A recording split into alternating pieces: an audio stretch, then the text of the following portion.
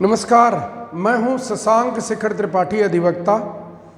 मैं आज आपके साथ उपस्थित हूं एक नए विषय को लेकर जो हम लोग चर्चा करेंगे, जो समाज में बहुत तेज़ी से युवाओं के बीच में व्याप्त है और भारतीय समाज को खोखला कर रहा है। माननीय उच्चतम न्यायालय ने वर्ष 2006 में एक जजमेंट पारित किया जिससे लिव इन रिलेशनशिप को कानूनी रूप से वैध बना दिया और नैतिकता के ऊपर सुप्रीम कोर्ट के आदेश को रख दिया। भारत जैसे देश में जहां हजारों वर्षों की परंपरा है, नैतिकताएं हैं, मूल्य हैं, सिद्धांत हैं, उस देश में लिव इन रिलेशनशिप के नाम पर जो आज़ादी दी गई, आर्टिकल 21 इंडियन कॉन्स्टिट्यूशन की व्याख्या करते हुए, उस व्याख्या के दुष्परिणाम आज हम सबके सामने हैं। समाज में लड़के लड़कियां विभिन्न क्षेत्रों में काम कर रहे हैं, वे एक दूसरे से मिलते हैं, आपस में को शेयरर के रूप में लिव इन रिलेशनशिप में रहने लगते हैं। 2-4 साल 5 साल बाद किसी विषय को लेकर विवाद होता है, लड़की की तरफ से लड़के के ऊपर 376 बलात्कार का मुकदमा दर्ज करा दिया जाता है और उस लड़के का जीवन खराब हो जाता है। माननीय उच्चतम न्यायालय ने अपने निर्णयों में यह तो बात अवश्य कही कि लिव इन रिलेशनशिप के जो मूल सिद्धांत हैं और इंडियन पीनल कोड के सेक्शन 375 में जो वर्णित सब क्लॉज हैं, 7 सब क्लॉज हैं, उन सब क्लॉज को बाईपास करते हुए यदि कोई अपराध हुआ है तो 376 में दर्ज किया जाएगा और न्यायालय को भी इस पर कड़ी निगरानी रखनी होगी कि 375 के जो इंग्रेडिएंट्स हैं वो यदि नहीं बन रहे हैं तो 376 के मुकदमों को तत्काल उनको क्वैश करना चाहिए और वादी मुकदमा के ऊपर जिसने इस लिव इन रिलेशनशिप का लाभ उठाकर पहले लड़कों के साथ रह करके उनका शोषण किया, उसके बाद गलत और फर्जी आधार पर मुकदमा दर्ज करा के लड़कों का जीवन नष्ट कर दिया है।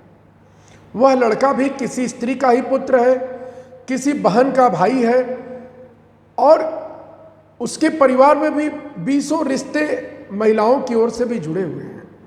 तो क्या सिर्फ एक स्त्री को अन्य बहुत सारे स्त्री के रिश्तों में रहने वाले एक पुरुष को उसको एक ऐसे अपराध की सजा दे दी जाए जो उसने किया ही नहीं है? या तो माननीय उच्चतम न्यायालय और हमारे संविधान को बनाने वाले लोग, लोकसभा में, राज्यसभा में बैठे हुए लोग इस बात पर गंभीर चिंतन करें कि क्या सुप्रीम कोर्ट के 376, 375 और लिव इन रिलेशनशिप के बीच का जो आदेश दिया गया है वह अनैतिक तो है, वह अपराध नहीं है। और उस सुप्रीम कोर्ट के उस निर्णय के आधार पर लड़के लड़कियां स्वच्छंद रूप से हमारे यहाँ लिव इन रिलेशनशिप में रहते हैं और जब किसी भी वजह से संबंध टूटते हैं तो लड़कियां 376 का आरोप लड़के के ऊपर लगा के उसको सीधे जेल भिजवा देती हैं। इस विषय पर मैंने बहुत गहरा अध्ययन किया है, इस पर आपसे चर्चा करूंगा। परंतु यदि आपको लगता है कि आपके आसपास के किसी व्यक्ति को, किसी बच्चे को, किसी पुरुष को 376 के फर्जी मुकदमे में फंसा दिया गया है और वह लिव इन रिलेशनशिप में रह रहा था, कई सालों से रह रहा था, तो आप जरूर कमेंट बॉक्स में करके बताएं और मुझे इसकी सूचना दें। अभी एक मामला मेरे संज्ञान में आया है। एक अभिनेत्री है भोजपुरी की, वे 8 साल से किसी लड़के के साथ, जो बैंक का अधिकारी है उसके साथ वे लिव इन रिलेशनशिप में रह रही थी। उस भोजपुरी अभिनेत्री के कई और लोगों से भी संबंध थे, कई और लोगों के भी पैसे के ट्रांजैक्शन उनके अकाउंट्स में होते थे, कई और लोगों के भी उनके मोबाइल में डिटेल्स थे, कॉल डिटेल्स, रिलेशनशिप के डिटेल्स, एविडेंसेस, कई रिकॉर्डिंग्स थी उनके किसी और लोगों से बातचीत करने की और अपने कई और लोगों से बातचीत के अपराध को स्वीकार करने के। जब लड़के के पिता को ये सब बातें पता चलती हैं तो लड़के के पिता कहते हैं कि भाई ये तो ठीक नहीं है और तुमको शादी नहीं करने देंगे हम। यदि तुम शादी करोगे तो मैं गंगा जी में समाधि लगा लूंगा या मैं गंगा जी में डूबकर मर जाऊंगा। लड़के की माँ भी यही कहती है। लड़का फिर भी उस लड़की के साथ शादी करने को तैयार रहता है।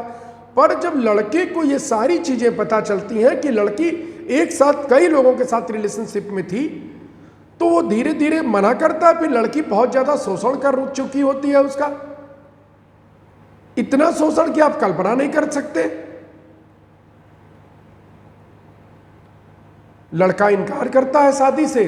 लड़की अपने FIR में लिखती है कि मैं 8 साल से लिव इन रिलेशनशिप में रह रही थी और वारे पुलिस 376 का मुकदमा दर्ज करके 164 का बयान करा देती है और लड़के को वारंट लेकर खोजने लगती है। क्या समाज में जब आर्टिकल 14 के तहत किसी भी प्रकार का डिस्क्रिमिनेशन हमारे संविधान में नहीं लिखा गया तो आर्टिकल 21 की व्याख्या करते हुए सुप्रीम कोर्ट ने लिव इन रिलेशनशिप को जब अनुमति दी तो क्या सुप्रीम कोर्ट को इस बात का संज्ञान नहीं था कि इस तरह की भी समस्याएं आएंगी? और इस तरह की समस्याओं से हमारे युवाओं को बचाने के लिए सुप्रीम कोर्ट ने आज तक क्या किया? आप सम्मानित व्यक्ति हैं, आपके संपर्क में कोई आने का नाटक करता है और गलत और फर्जी झूठा मुकदमा आपके खिलाफ लिखवा देता है। आपके पास बचाव के रास्ते क्या हैं? समाज आपको क्या कहेगा? माननीय उच्चतम न्यायालय को इस पर विचार करना होगा, पुलिस के बड़े अधिकारियों को इस पर विचार करना होगा और जो संविधान बनाने वाली हमारे यहाँ व्यवस्थापिका है, संसद है, उसको इस पर विचार करना होगा और कानून बनाना होगा। यदि आप किसी के साथ लिव इन रिलेशनशिप में रहते हैं तो उसका रजिस्ट्रेशन होना चाहिए और विदाउट रजिस्ट्रेशन यदि कोई कहता है कि हम लिव इन रिलेशनशिप में हैं तो दोनों के खिलाफ पर्याप्त कार्रवाई होनी चाहिए। लिंग के आधार पर जिस प्रकार का शोषण पुरुष समाज का हो रहा है, और मैं कह रहा हूं कि कोई एक स्त्री, कोई एक मनबड़ स्त्री